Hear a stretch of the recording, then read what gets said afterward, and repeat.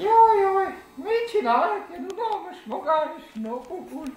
Megakarom a seggemet, megeszem a szarcsimokat, ami kilógott belőle, bazdmeg. Oltani modik, büdös ribanc vagyok. Hát, leülök, bazdmeg. Elszek a kurva cigit, csak nem tudok, mert én nem hagyok a kezem, bazdmeg. Ó, ki ez a ribanc? Szia! De vékony lábú prostituált vagyok, nem nyalod ki punciba. Ó, nehogy nem, hát vedd a dacidat, vedd a kurva! Ez a segget, bazdmeg, holopidám! Ez a segget! Nem, hogy belegyarok!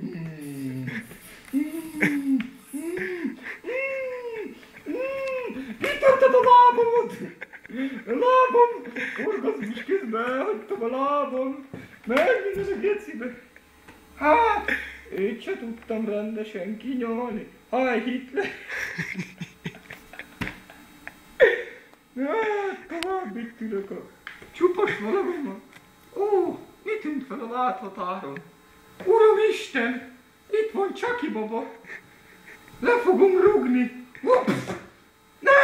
Csaki baba, ne bánts ki velem a kukit! Oké? Gyere!